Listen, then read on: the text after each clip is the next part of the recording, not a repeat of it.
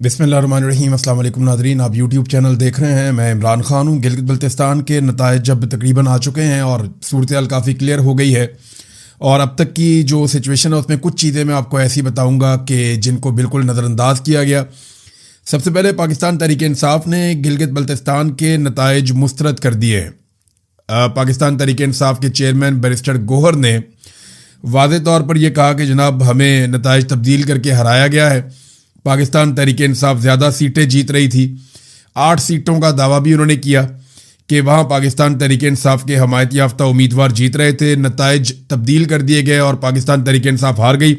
White paper उन्होंने कहा जी हम ज़रूर जारी करेंगे, और कोई एहतजाज, कोई धरना, कोई अवामी रद्द-ए-अमल ये नहीं किया गया, और ये अभी वो कर भी नहीं सकते। सिचुएशन ऐसी है कि पाकिस्तान में एस्टेब्लिशमेंट की जानिब से एक हार्ड स्टेट की पॉलिसी बनाई गई है। जो भी आवाज़ उठाता है या उसे गायब कर दिया जाता है या उसको मारा जाता है, गोली चलाई जाती है।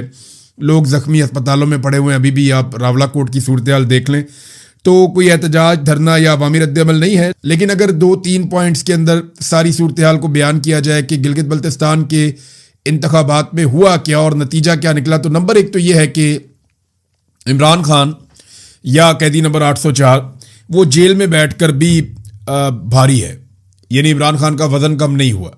सियासी नुक्ता नज़र से वो अभी भी बहुत मजबूत आदमी है कि गिलगित बल्तिस्तान जैसे एरिया में बगैर किसी कंपेन के उनकी पार्टी को मौका नहीं दिया गया, फिर भी उन्होंने पूरे इलेक्शन में अपनी एग्जिस्टेंस शो की है, और उनको हटाने के लिए काफ़ी कुछ करना पड़ा एस्टेब्लिशमेंट को और मौजूदा जमातों को।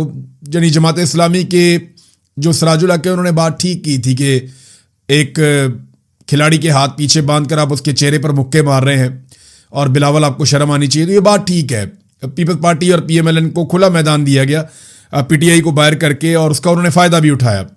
तो अब जेल में बैठकर इमरान खान काफ़ी भारी है। उसे बाहर निकालने का रिस्क इस सिचुएशन में तो ना एस्टेब्लिशमेंट ले सकती है ना हुक्मरान ले सकते हैं। नंबर 2 ये है कि एस्टेब्लिशमेंट अभी तक अपनी रविश पे पूरी तरह कायम है। यानी एस्टेब्लिशमेंट ने यह फैसला किया था कि पाकिस्तान तहरीक इंसाफ को सियासत नहीं करने देनी, इमरान खान साहब के लिए कोई गुंजाइश नहीं होगी, तो वो दिखाई दे रहा है।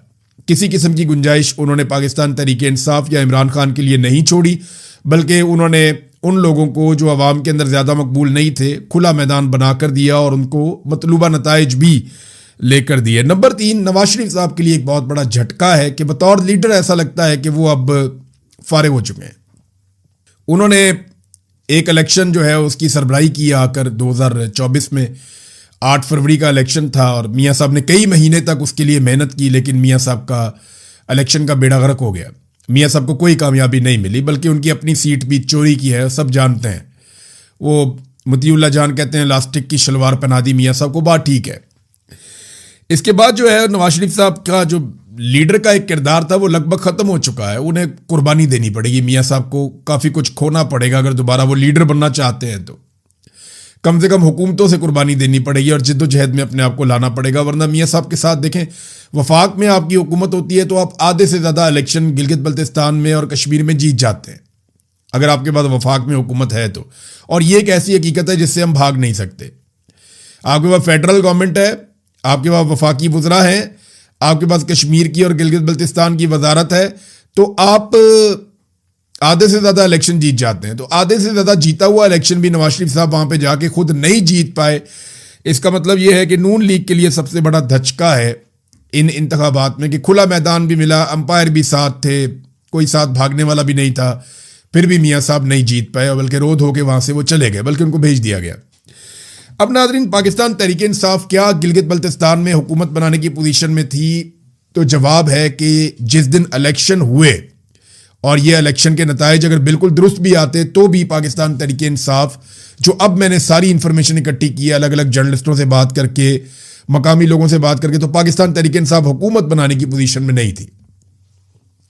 ये ज़रूर है कि पाकिस्तान तहरीक इंसाफ का मैंडेट छीना गया है, लेकिन ये इसको आप 8 फरवरी 2024 से कंपेयर नहीं कर सकते। वो आप ज्यादती करेंगे, आप तारीख के साथ भी ज्यादती करेंगे। 8 फरवरी को जिन लोगों के साथ जुल्म और ज्यादती हुई, आप उस इंसिडेंट के साथ भी ज्यादती करेंगे। आप एस्टेब्लिशमेंट को एक जवाब देंगे और वो ये कहेंगे देखो जी गिलगित बल्तिस्तान में भी ये रो रहे हैं और ये 8 फरवरी को भी रो रहे थे। नहीं, जो डकैती पाकिस्तान की तारीख में 8 फरवरी 2024 को मारी गई ना इलेक्शन में, वो दोबारा नहीं मारी गई और उसका कोई मुकाबला नहीं है। हाँ, उसका एक तसलसल है ज़िमनी इंतखाबात की सूरत में, जिस तरह वो छीने गए वो एक अलग बात है, लेकिन 8 फरवरी का कोई दूसरा नेमुल बदल नहीं है जो कार्रवाई उस दिन डाली गई। यहां पे ना एस्टेब्लिशमेंट ने कुछ नई चीजें सीखी हैं गिलगित बल्तिस्तान के इलेक्शन में। अब वो ये नहीं करते कि इलेक्शन वाले दिन बहुत बड़े पैमाने पर धांधली करते हैं। यहां पे उन्होंने खालिद खुर्शीद की वालदा से जो सीट छीनी, 2 सीटों के बारे में बड़ा कैटेगोरिकली कहा जा रहा है, 2 से 3 सीटें हैं कि वहां पाकिस्तान तहरीक इंसाफ के हमायत याफ्ता उम्मीदवार जीत रहे थे, लेकिन उनको हरा दिया गया। लेकिन ये 2-3 सीटें अगर मिल भी जाती तो पाकिस्तान तहरीक इंसाफ की हुकूमत नहीं बन रही थी। ये बात आप ज़हन में रखें, अगर 8 या 9 सीटें पाकिस्तान तहरीक इंसाफ जीत भी जाती तो हुकूमत बनाने के लिए 12 सीटें चाहिए थी। उस सूरत में पीपल्स पार्टी और पीएमएलएन मिलकर हुकूमत बना लेते, किसी और को भी शामिल कर लेते। तो पाकिस्तान तहरीक इंसाफ का मैंडेट जरूर छीना गया, लेकिन उस पैमाने पर नहीं जिस तरह 8 फरवरी 2024 को छीना गया था। यह बात आप ज़हन में रखें। अब इस मरतबा मैंडेट जो छीना गया उसकी असल वारदात इलेक्शन वाले दिन नहीं डली। इलेक्शन वाले दिन होने वाली धांधली भी धांधली है, लेकिन असल धांधली हुई इलेक्शन से पहले, जब पाकिस्तान तहरीक इंसाफ को दौर से बाहर कर दिया गया। इनके लोगों को अगवा किया गया, इनके लोगों को मारा कुटा गया, इनके लोगों को गिरफ्तार किया गया, इनके लोगों को हरासा किया गया, इनके लोगों को सूबा बदर किया गया। इंतखाबी निशान वाला मामला हो गया, जिसके साथ मिलकर इन्होंने किया उससे भी छीन लिया। फिर इनके वोटरों को हरासा किया गया, वोटर लिस्टें तब्दील की गई, बहुत सारी धांधली। यानी अगर आप धांधली का 80% कहें तो वो इलेक्शन से पहले हो गया था। जो असल काम है, एस्टेब्लिशमेंट ने अब ये सीख लिया कि अगर धांधली करनी है तो वो पहले करनी है। इलेक्शन वाले दिन जो आप धांधली करते हैं वो बड़े आराम से पकड़ी जाती है, वहां बड़ा गंद पड़ जाता है, लिहाजा वो गंद पहले से डालना शुरू करते हैं। तो पाकिस्तान तहरीक इंसाफ को अमली तौर पे इलेक्शन से बाहर किया गया था इलेक्शन शुरू होने से पहले। और अगर जो पाकिस्तान तहरीक इंसाफ को ये नताइज पूरे मिल भी जाते तब भी पाकिस्तान तहरीक इंसाफ शायद हुकूमत बनाने की पोजीशन में ना होती। जो मैंने अब तक इतलात इकट्ठी की हैं उनके मुताबिक तो मेरे पास ये है। तो प्री पोल रिगिंग ही असल रिगिंग थी और पीटीआई को अपना मौक़िफ़ खराब नहीं करना चाहिए। नून लीग को वफाक में होने के बावजूद वोट नहीं पड़े। पीपल्स पार्टी जो है उसने वोट लिए हैं और उनकी एग्जिस्टेंस है उनकी। उसकी वजह यह है कि जुल्फ़िकार जी भुट्टो हो या बेनज़ीर भुट्टो हो, माजी में इन्होंने गिलगित बल्तिस्तान के लिए काम किया था, गिलगित बल्तिस्तान की शनाख्त के लिए भी इन्होंने काम किया था। बिलावल ने उसका फ़ायदा उठाया। बिलावल ने जिन चीज़ों का फ़ायदा उठाया मैं आपको बताता हूँ। नंबर 1, बिलावल को इस बात का फ़ायदा हुआ कि पीटीआई मैदान से बाहर है, वो आकर खुलकर मुकाबला नहीं कर सकते, उनके हाथ बंधे हुए हैं। नंबर 2, बिलावल ने फ़ायदा उठाया कि वफाक में नून लीग की हुकूमत है जो इंतहाई गैर मकबूल है, उनका बेड़े ही गर्क हो गया और उनके पास अवाम को बताने के लिए कोई बयानिया ही नहीं है। तीसरा, बिलावल कुछ हद तक ये बावर करवाने में कामयाब हो गया कि वो अपोजिशन का आदमी है, वो हुकूमत में नहीं है, और हुकूमत पे तनकीद करके उसने लोगों को अपने साथ मिला लिया। और चौथा, उसको फ़ायदा जो पीपल्स पार्टी की ऑलरेडी एग्जिस्टेंस थी गिलगित बल्तिस्तान में। तो बिलावल ने इन सारी चीज़ों को इस्तेमाल किया पीपल्स पार्टी ने, और मिलजुल कर उन्होंने इलेक्शन लड़ा और उन्होंने अपनी सीटें निकाल ली। अगर आप धांधली कहें भी तो भी सबसे बड़ी पार्टी पाकिस्तान पीपल्स पार्टी ही बनी है वहाँ पे। मुकम्मल ठीक भी हो जाता तो बड़ी पार्टी ना भी बनती तो ये मिलकर हुकूमत बना लेते। तो ये नाज़रीन गिलगित बल्तिस्तान का इलेक्शन था। अब आ जाएं कश्मीर वाली सूरत हाल में। कश्मीर में ना अब एक नेक टू नेक सिचुएशन बन चुकी है। 2 चीज़ें आमने सामने। नंबर 1, एक बड़े क्रैकडाउन की तैयारी की जा रही है जिसमें जॉइंट अवामी एक्शन कमेटी के लोगों को गिरफ्तार किया जाएगा या लापता किया जाएगा। उनसे जुड़े हुए जितने मेन लोग हैं जो करता धरता हैं अलग अलग बाज़ारों में, अलग अलग इलाकों में, उनको गिरफ्तार किया जाएगा, उनको हिरासत में लिया जाएगा और बड़े पैमाने पर गिरफ्तारियां होंगी, जबरी गुमशुदगियां भी होंगी। ये चीज़ें आने वाले दिनों में सामना करना पड़ेगा। जो सहाफ़ी वहाँ खबरें देते हैं, देखें बहुत सारे सहाफ़ी जो हैं वो सिस्टम के साथ चलना पसंद करते हैं और अगर उनके दिमाग और दिल में ये बात होती भी है कि ये गलत हो रहा है तो वो बहुत शुगर कोटेड किस्म की खबर देते हैं जिसका कोई फ़र्क नहीं पड़ता। तो वो मैनेज कर लेते हैं। ऐसे माहौल में रह रहे के सहाफ़ी ये सीख लेते हैं कि उन्होंने सर्वाइव कैसे करना है। लेकिन वो सहाफ़ी जो डिजिटल मीडिया पे हैं या कहीं और हैं तो वो जब खुल के बात करते हैं तो उनकी भी लिस्टें हैं, उनके ऊपर भी छापे मारे जा रहे हैं। 3 ऐसे जर्नलिस्ट हैं जिनके घरों पर छापे मारे गए हैं आज़ाद कश्मीर में। सोराब बरकत को पहले ही गिरफ्तार कर लिया गया है। सोराब बरकत के ऊपर इल्ज़ाम क्या है कि जनाब जो कलदम तंजीम करार दी गई है उसके हवाले से ये खबरें दे रहे थे। देखिए यहाँ तो तालिबान के इंटरव्यूज़ चलते रहे पाकिस्तान में जब ज़रूरत होती है, तो दहशतगर्दों के इंटरव्यूज़ पाकिस्तान में चलाए जाते रहे हैं जब ज़रूरत होती है। तो सहाफ़ियों को गाड़ियों में भर के वहाँ छोड़ दिया जाता था, तालिबान आके ले जाते थे, वो इंटरव्यूज़ करते थे, वो इंटरव्यूज़ मीडिया पे चलते थे जब ज़रूरत होती है। तो तो ये कोई तरीकाकार नहीं है कि आप जब दिल करे आपने कह दिया जी आप कलदम है, इसके बाद अगर ये कहीं भी नजर आ गए या इससे पहले कभी किसी का इंटरव्यू है तो उठा के उस पर पर्चा दे दो, उसको अंदर कर दो। अब 4 दिन का मजीद सोराब बरकत का भी रिमांड हो गया है। तो मैं आपको बता रहा था कि मुकाबला अब 2 चीजों के बीच में, एक बड़ा क्रैकडाउन है और उसके मुकाबले में 9 जून की कॉल है। देखना यह है कि 9 जून को लोग निकल कर ये जो क्रैकडाउन का एक अमल शुरू किया जा रहा है इसको नाकाम बनाते हैं या नहीं। क्योंकि अगर 9 जून की कॉल आज़ाद कश्मीर में कश्मीरियों की अगर नाकाम हो जाती है, ये बात आप मेरी जहन में रख लें और पल्ले बांध लें आप पक्की, अगर 9 जून की कॉल, क्योंकि अब वापस पीछे हटने का तो इम्कान है नहीं। हाँ ये है कि अगर जॉइंट अवामी एक्शन कमेटी एक अनाउंसमेंट कर दे कि हम अभी इसको मौखर कर रहे हैं, दोबारा कर देंगे, तो ये मौखर तो हो जाएगी, दोबारा भी शायद वो एहतजाज कर ले, लेकिन वो एहतजाज फिर वैसा कभी भी नहीं होगा। अवामी ताकत इनके साथ कभी दोबारा खड़ी नहीं होगी और ये इनकी मिथ टूट जाएगी, ये बात तो हकीकत है। इसलिए वो बेचारे पीछे भी नहीं हटते, उन्होंने गोलियां भी खा ली हैं। अब मामला ये है कि अगर अवाम निकल आई और उन्होंने अपनी ताकत का मुजाहरा कर दिया और उन्होंने चीज़ों को अपने कंट्रोल में ले लिया, तो फिर एस्टेब्लिशमेंट को बैकफुट पे जाना पड़ेगा और वो क्रैकडाउन की पॉलिसी से पीछे हटकर मुज़ाकरात पे आ जाएंगे। दूसरी जानिब अगर ये कॉल नाकाम हो जाती है, लोग नहीं निकल पाते और एस्टेब्लिशमेंट कामयाब हो जाती है ताकत के बलबूते पे एहतजाज को नाकाम बनाने में, तो फिर क्रैकडाउन ज़रूर होगा और इतना तगड़ा क्रैकडाउन होगा कि आज़ाद कश्मीर में दरो दीवार हिल जाएंगे। लोगों को पता चल जाएगा कि अपने हक के लिए कैसे खड़े होते हैं और उसकी कीमत क्या अदा करनी पड़ती है। वो पाकिस्तान तहरीक इंसाफ भी भुगत रही है, वो वहाँ और जमातें भी भुगतती रही हैं माजी में, तो यहाँ पे जॉइंट अवामी एक्शन कमेटी को भुगतना पड़ेगा। अब जो खबरें चलाई गई सुबह से हम ये देख रहे थे कि खबरें चलाई गई जनाब हालात नॉर्मलाइज हो गए हैं, रावरा कोर्ट में हालात मामूलात ज़िंदगी बहाल हो गए और मामूल के मुताबिक ज़िंदगी चल रही है। ये ना एक तरीक़ाकार है बहुत पुराना पाकिस्तान में कई दहाइयों से। जैसे ही कोई ऑपरेशन या कोई चीज़ होती है या जैसे ही कोई बड़ा नुकसान होता है तो फौरी तौर पे अगले दिन खबरें चलाई जाती हैं कि मामूलात ज़िंदगी बहाल हो गए। हम ना मसाइल की जड़ की तरफ नहीं जाते, हम ये नहीं देखते कि ये मसला हो क्यों रहा है, हमें फटाफट मट्टी डालने की एक जल्दी होती है कि मट्टी पाओ और निकलो, बस इस मामले से आगे बढ़ो। आगे बढ़ने की सबसे बड़ी वजह यह है कि कोई आदमी भी अपने गिरबान में झांकना नहीं चाहता, अपनी गलती को तस्लीम नहीं करना चाहता, कोई आदमी भी अपनी गलती से सीखना नहीं चाहता, बल्कि जो दिहाड़ी लग रही है वो उसी के अंदर खुश रहना चाहता है। आपको याद है जब रजीम चेंज ऑपरेशन किया गया पाकिस्तान में, तो उस वक्त DGISPR थे इफ्तिखार बाबर, उन्होंने फौरन कहा था कि देखें जैसे ही हुकूमत तब्दील हुई, ये अच्छा हो गया, वो अच्छा हो गया, मामूलात ज़िंदगी ठीक हो गए। आज तक मामूलात ज़िंदगी ठीक नहीं हुए। बांग्लादेश से जब पाकिस्तान टूट रहा था, बिल्कुल ऐसी खबरें आ रही थी कि ज़िंदगी मामूल के मुताबिक चल रही है, फिर पता चला सरेंडर हो गया और 90,000 कैदी बन गए पाकिस्तानी फौजी, मुल्क ही टूट गया।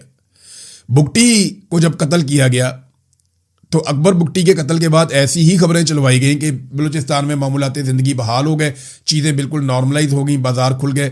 आज तक इतने साल गुजर गए, बलूचिस्तान नॉर्मलाइज नहीं हुआ, 10,000 अफराद वहाँ पे जान से चले गए। तो ये बार बार ये कहा जाता है अभी भी बलूचिस्तान में कुछ हो जाए, हर साने के बाद साने की वजूहात देखने की बजाय हम मट्टी डालने का काम करते हैं। अभी IG की एक वीडियो भी जारी की गई है मामूलात ज़िंदगी दिखाने के लिए कि वो लोगों से हाथ मिला रहा है, मिल रहा है, कॉन्फिडेंस शो कर रहा है। बाज़ारों की कुछ वीडियो जारी करने की थोड़ी बहुत छोटे मोटे क्लिप आए, लेकिन रावला कोट में लोग अभी भी एहतजाज कर रहे हैं। मुख्तलिफ वाक़यात रिपोर्ट हुए हैं शहर के आसपास इर्द गिर्द, कहीं बीच में लोग निकले थोड़ी तादाद में, उन्होंने एहतजाज किया, छोटी सी रैली निकाली, उसके बाद मुंतशिर हो गए। ये चीज़ें बताती हैं कि लोगों में अभी भी एहतजाज करने की सलाहियत बाकी है और ये काफ़ी उनकी कैपेसिटी है रात को होने वाले क्रैकडाउन के बावजूद। क्रैकडाउन के हवाले से रात को जो खबरें आई थी वो गैर मुसद्दका थी और उनमें ज़्यादा हलाकतें और शहादतें बताई गई थी, लेकिन अब उनकी तादाद तो कम बताई जा रही है, लेकिन ये ज़रूर कहा जा रहा है कि बहुत सारे लोग लापता हैं जिनके बारे में कुछ पता नहीं है, वो गिरफ्तार कर लिया गया या उनके साथ कुछ और हुआ, हम कुछ कह नहीं सकते।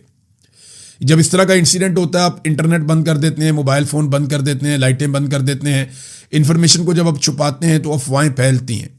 तो सरकार की रिस्पॉन्सिबिलिटी होती है कि वो सामने आए और आकर हकीकत बताए। अब ना सरकार सही तरीके से हकीकत बता रही है और ना ही जॉइंट अवामी एक्शन कमेटी ने कोई एलामिया जारी करके नुकसान का बताया। या तो जॉइंट अवामी एक्शन कमेटी नुकसान के बारे में आगाह करे आवाम को और वो ये बेचैनी ख़त्म करे कि रात को क्रैकडाउन में कितने लोग जख्मी हुए। दावा ये किया जा रहा है कि जो गोली चली और शेलिंग हुई उसमें 100 के करीब लोग जख्मी हुए हैं। कुछ सहाफ़ी दावा कर रहे हैं कि 70 से ज़ायद जख्मियों का तो बिल्कुल मुसद्दका डाटा मौजूद है, लेकिन अभी भी कंफर्मेशन किसी चीज़ की तब तक नहीं होगी जब तक कि जॉइंट अवामी एक्शन कमेटी जो कलअदम है वो कोई तफसीलात फराहम नहीं कर देती। तो अवामी जॉइंट एक्शन कमेटी को एक मशवरा ये भी दिया जा रहा है कि आप अपना एक पॉलिटिकल पार्टी रजिस्टर कर लें, आप अपना मंशूर दे दें और इलेक्शन में चले जाएं। आप इलेक्शन लड़ें, इलेक्शन जीतें अपने मंशूर के मुताबिक और आकर आइन में तब्दीली करके ये 12 नशिस्तें मुहाजिरीन की ख़त्म कर दें। मामला ये है कि ये 12 नशिस्तें, इनके साथ 3 और शामिल हो जाती हैं मखसूस नशिस्तें, तो ये मिलके ही लगभग 30% के आसपास बन जाती हैं। तो 2/3 अक्सरियत तो इन नशिस्तों के बगैर कोई ले नहीं सकता। सवाल ही पैदा नहीं होता कि इन नशिस्तों के बगैर कोई 2/3 अक्सरियत दे, और इस पर तो एस्टेब्लिशमेंट अपने बंदे बिठाती है, लिहाजा आईनी तरमीम तो हो नहीं सकती। हाँ, ये ज़रूर हो सकता है कि बहुत ताकत लगा के किसी तरह कोई अपनी हुकूमत बना ले आज़ाद कश्मीर में मिलिट्री एस्टेब्लिशमेंट की पहुंच से बाहर, और फिर फ्यूचर में किसी तरह से इन सीटों को ख़त्म किया जा सके। ये तो एक पॉलिटिकल सोल्यूशन है, और परवेज़ रशीद साहब ये मशवरा भी दे रहे हैं कि जनाब आप इलेक्शन लड़ दें। एक तरफ उन्हें कलअदम करते हैं, दूसरी तरफ उन्हें कहते हैं इलेक्शन लड़ो। एक तरफ उनके साथ मुज़ाकरात करते हैं, दूसरी तरफ उन्हें कहते हैं इलेक्शन लड़ो। अभी जो फैसल राठौर साहब हैं जो आज़ाद कश्मीर के वज़ीर आज़म हैं, उनका भी एक स्टेटमेंट सोशल मीडिया पे गर्दिश कर रहा है, जिसमें एक इंटरव्यू में उन्होंने कहा जी हम बैठ के बात करना चाहते हैं, हमने कई लोगों से कहा, हमने राब्ते किए, या बरतानिया में उन्होंने कई लोगों से राब्ते किए कि जनाब बैठ के बात करते हैं, हमें ये मसला हल करना चाहिए, और बैठ के बातचीत के जरिए से इंसानी जानें ज़ाया ना हो, हमें ये मसला हल कर लेना चाहिए, ये फैसल राठौर साहब ने कहा। तो एक तरफ उन्हें कहते हैं कलअदम है, जत्थे हैं, बात नहीं होगी, दूसरी तरफ कहते हैं उनके साथ मुज़ाकरात करने हैं। तो ये एक अभी कन्फ्यूजन की पॉलिसी है, और ये कन्फ्यूजन तब तक रहेगी जब तक कि 9 जून का दिन गुजर नहीं जाता। ये 24 घंटे बहुत अहम है।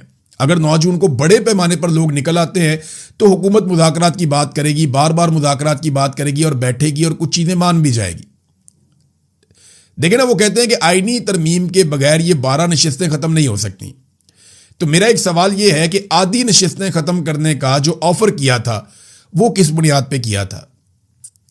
यानी आप आधी खत्म, एक भी खत्म करने के लिए आईनी तरमीम चाहिए होगी आपको, तो आधी आप खत्म कर रहे हैं उसके लिए क्या आपको आईनी तरमीम नहीं चाहिए? वहां पे भी तो आपको आईनी तरमीम करनी पड़ेगी। तो ये वो सवालात हैं जिनका जवाब मेरे ख्याल में हम सबको ढूंढना पड़ेगा, इसका जवाब अभी मौजूद नहीं है। बहरहाल 9 जून फैसला करेगा कि आज़ाद कश्मीर में एक बड़ा और वसी पैमाने पर क्रैकडाउन होने जा रहा है, या फिर आज़ाद कश्मीर के जो अवाम हैं उनके मुतालबात के ऊपर संजीदगी से गौर करने पर यह सिस्टम मजबूर होगा। ये फैसला 9 जून को हो जाएगा। अब नाज़रीन आ जाए, थोड़ा सा इंटरनेशनल एक इशू है, वहाँ पे ईरान और इसराइल के बीच में दोबारा लड़ाई हुई है। ईरान ने इसराइल के ऊपर इल्ज़ाम लगाया कि वो जंगबंदी की खिलाफ वर्जी कर रहा है, बार बार लबनान पे अटैक कर रहा है। उन्होंने पहले वार्न किया, उसके बाद उन्होंने मिसाइल चला दिए। ईरान के मुताबिक उन्होंने इसराइल को काफ़ी नुकसान किया है, इसराइल के मुताबिक उन्होंने मिसाइल इंटरसेप्ट कर लिए हैं और वो बच गए हैं, जबकि इसराइल ने ईरान के ऊपर वापस हमला किया और फिर मिसाइल चला दिए। ईरान ने फिर एक और लहर मिसाइलों की चला दी। तो ईरान और इसराइल के बीच में एक तरह की जंग की कैफियत बनी हुई है, जबकि अमेरिका इस लड़ाई से अपने आप को बाहर रख रहा है। उन्होंने ईरान को भी कहा कि बस काफ़ी हो गया, अब आप बंद करें, और इसराइल को, नेतन्याहू को डोनाल्ड ट्रंप ने पैगाम दिया कि तुम भी जंगबंदी की तरफ जाओ और लड़ाई ना करो। सिचुएशन यहीं पे अभी तक रुकी हुई है। आलमी मंडी में फिर तेल की कीमतें ऊपर नीचे हो रही हैं, और पाकिस्तान के अंदर जो हुक्मरानों की और अवाम की दिल की धड़कनें तेज़ हो रही हैं, क्योंकि दुनिया में कुछ भी होता है ना, सबसे ज़्यादा इम्पैक्ट पाकिस्तान में आता है, सबसे ज़्यादा रोला पाकिस्तान में डाला जाता है। अभी बजट की तैयारी है, भारत पीपल्स पार्टी को जो मिल गया उसके बाद ऐसा दिखाई देता है कि पीपल्स पार्टी अब 28वीं तरमीम हो, बजट हो या कश्मीर के मामलात हो, हर जगह पे पूरी ताकत से वो खड़ी हो जाएगी एस्टेब्लिशमेंट के साथ, और उन्हें किसी किस्म का कोई एतराज़ नहीं होगा।